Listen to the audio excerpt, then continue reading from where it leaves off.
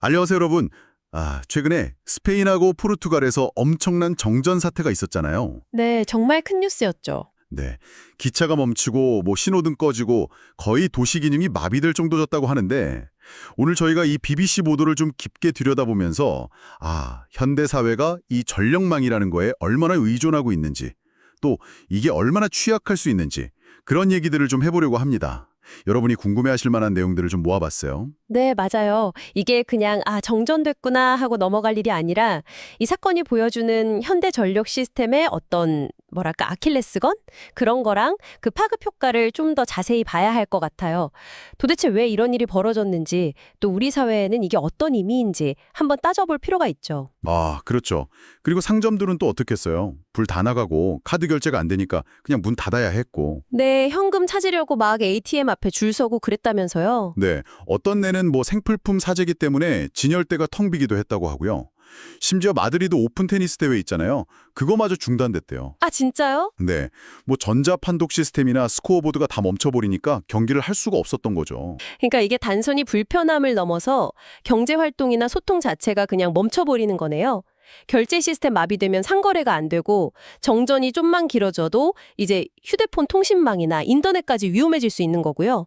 몇 시간만 일해도 사회 전체가 약간 고립될 수도 있는 거죠. 근데요, 도대체 왜 이렇게 큰 정전이 일어난 건가요? 원인이 좀 밝혀졌습니까? 아직까지 명확하게 딱 이거다 하는 원인은 조사 중인 것 같고요. 포르투갈 정부 쪽에서는 일단 사이버 공격 가능성은 좀 낮게 보고 있는 것 같고요. 그래요? 네, 근데 스페인 총리는 또 모든 가능성을 열어두고 있다 이렇게 밝혔거든요. 근데 사실 중요한 건 개별 원인 하나하나보다도 이 현대 전력망 자체가 가진 어떤 구조적인 취약성인 것 같아요. 구조적인 취약성이요? 네, 옛날보다 훨씬 더 복잡하게 얽혀 있잖아요. 그만큼 사이버 공격 위협에도 더 노출되어 있고 또 요즘 기후변화 때문에 이상기후 현상 많잖아요. 이런 것도 전력망에는 상당한 부담이거든요.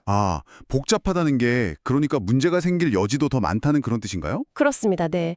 그리고 또 하나는 요즘 풍력이나 태양광 같은 신재생 에너지 많이 쓰잖아요. 네네. 이게 물론 친환경적인 건 좋은데 아직까지는 그 전통적인 발전 방식에 비해서 전력 공급의 안정성이라든지 아니면 문제가 생겼을 때 복원하는 능력, 그런 복원력 면에서는 조금 보완할 점이 있다는 지적도 있거든요. 그렇군요. 그리고 이게 좀 아이러니한 건데 시스템을 보호하려고 만들어 놓은 안전장치 있잖아요. 네. 그게 오히려 문제를 확산시키는 도미노 효과 같은 걸 일으킬 수도 있다는 거예요. 그러니까 한 지역에서 문제가 생기면 그게 연쇄 반영을 일으켜서 전체 네트워크가 다 마비될 수도 있는 거죠. 와, 도미노 효과라니 진짜 심각한데요. 그럼 만약에 완전히 전력이 나가버리면 복구하는 것도 되게 어렵겠네요. 네, 맞아요. 그걸 이제 블랙 스타트라고 부르는데요.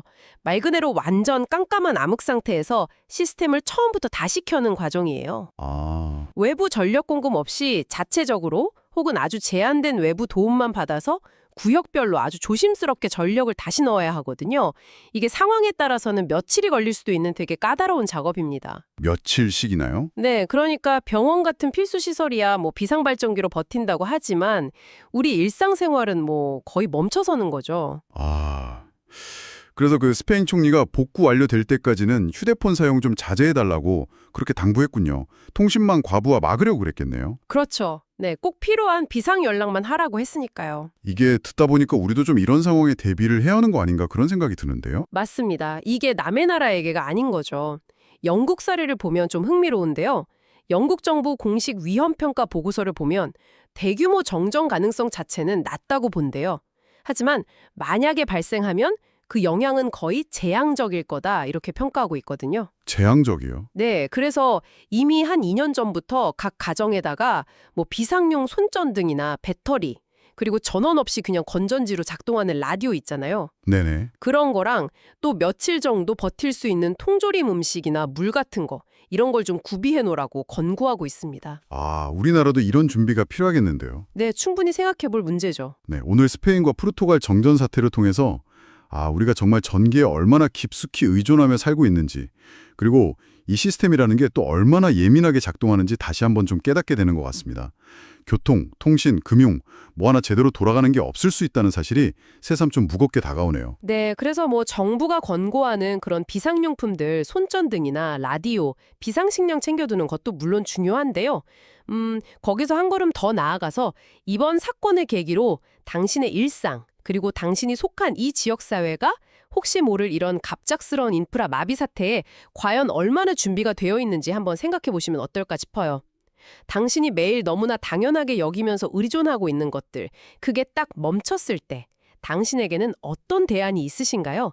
이 질문을 한번 곱씹어 보시길 바랍니다.